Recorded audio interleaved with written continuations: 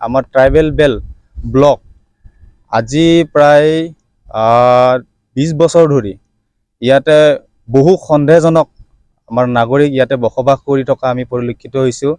27/8/2023 তাৰিখে আমি সেইদিনাখন চিফ মিনিষ্টাৰক দিছিলোঁ। চিফ মিনিষ্টাৰ মহোদয় ডাঙৰীয়াই লগে লগে আমাৰ মৰিগাঁও আয়ুক্ত আমাৰ দেৱাশিষ ছাৰ শৰ্মাক নিৰ্দেশ দিছিলে যে এই খণ্ড বেষ্টনী যিবোৰ ট্ৰাইবেল বেল ব্লক আছিল সেইবোৰত যিবোৰ সন্দেহজনক নাগৰিকে বসবাস কৰি আছিলে সেইবোৰক অতি শীঘ্ৰে আপুনি বেদখল মুক্ত কৰক বুলিকে তেখেতক ভাৰবেলি এটা মানে দায়িত্ব দিছিলে। তেখেতে এই কথাখিনি কৰিম বুলি কয় আজিলৈকে তেখেতে কোনো ধৰণৰ তেনেকুৱাকৈ পদক্ষেপ লোৱাৰ আমাৰ পৰিলক্ষিত নহ'ল। মকৰীয়া আৰু নেলি পলাগুৰি এই যিখিনি অঞ্চল এই অঞ্চল বহুত বেদখল মুক্ত কৰিব লগা আমাৰ আছে আৰু ইয়াত বিভিন্ন ধৰণৰ মানুহ ইয়াতে আমি দেখাত পৰিলক্ষিত হৈছোঁ। কাৰণ আমি বিভিন্ন সমস্যাৰ সন্মুখীন হৈছোঁ। প্ৰায় গৰু ইয়াতে আমাৰ মকৰীয়াৰ পৰা নাই বুলিও আপোনাৰ 20-25 হালমান গৰু আমাৰ ইয়াৰ পৰা চুৰ হৈছে আৰু এই গৰুবোৰ আমাৰ আগতে তেনেকুৱাকৈ চুৰ হোৱা নাছিল। যেতিয়াৰ পৰা এই সন্দেহজনক নাগৰিকে ইয়াত বসবাস কৰিব লগা হ'ল মানে কৰি আছে সেই নাগৰিকসকলৰ ওপৰত আমাৰ সন্দেহ আৰু বিভিন্ন ধৰণৰ সমস্যা আমাৰ ইয়াতে প্ৰায়বোৰ সমস্যা হৈছে। আমাৰ গোভাৰ ছোৱালী এজনী আজি বেছি দিন হোৱা নাই আপোনালোকেও জানে সেই ছোৱালীজনী ইয়াতে আমাৰ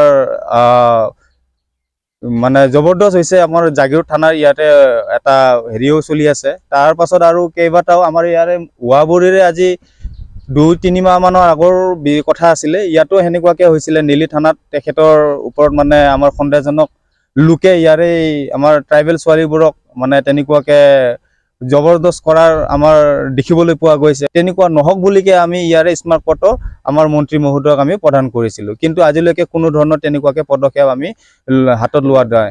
আমাৰ মন্ত্ৰী মহোদয়লৈ আৰু অসম চৰকাৰলৈ আমাৰ ইয়াৰ প্ৰশ্ন আজিলৈকে কিয় কৰিব পৰা নাই। আমাৰ তিৱা জনজাতি মানে এলেকা আমাৰ তিৱা জনজাতি এলেকাক আজিলৈকে এনেকুৱাকৈ উচ্ছেদ কৰিব নোৱাৰা মূল কাৰণটো হৈছে কি সেইখিনিয়ে আমাৰ অসম চৰকাৰৰ লৈ অনুৰোধ আৰু আমাৰ স্থানীয় বিধায়ক তথা মন্ত্ৰী মহোদয়লৈ আমাৰো অনুৰোধ যাতে আমাৰ এই ট্ৰাইবেল বেল এণ্ড ব্লকত যিবোৰ সন্দেহজনক নাগৰিকে বসবাস কৰি আছে তেখেতসকলক যাতে অতি শীঘ্ৰে উচ্ছেদ কৰে তাৰ বাবে আমি অনুৰোধ জনাইছোঁ। নহ'লে আমি ৰাজহুৱাভাৱে ইয়াৰ মানে দীৰ্ঘদিনীয়া আন্দোলন আমি আমাৰ নেলি এৰিয়াৰ বা নেলি আঞ্চলিক মানে যিটো আমাৰ ইয়াতে নেলি পঞ্চায়ত যিমানখিনি এলেকা আছে আমাৰ পলাগুৰি বেল এণ্ড ব্লক যিখিনি আমাৰ ইয়াতে এৰিয়া পৰে সেই এৰিয়াৰ মানুহখিনি আমি গোটেইখিনি এক হৈ আমি ইয়াতে জংগী আন্দোলন কাৰ্যসূচী আমি ঘোষণা কৰিবলৈ বাধ্য হ'ম। আমাৰ এইটো হৈছে ট্ৰাইবেল বেল্ট এৰিয়া, গতিকে আমি বহুত জ্বলন্ত সমস্যাত ভুগিছোঁ আৰু এই সমস্যাবিলাক দূৰ কৰিবৰ কাৰণে আমি অসম চৰকাৰৰ মুখ্যমন্ত্ৰী তথা আমাৰ জাগিৰোড সমষ্টিৰ বিধায়কক আমি অনুৰোধ জনাইছোঁ যে আমাৰ এই সমস্যাবিলাক সোনকালে সমাধান কৰি দিয়ে।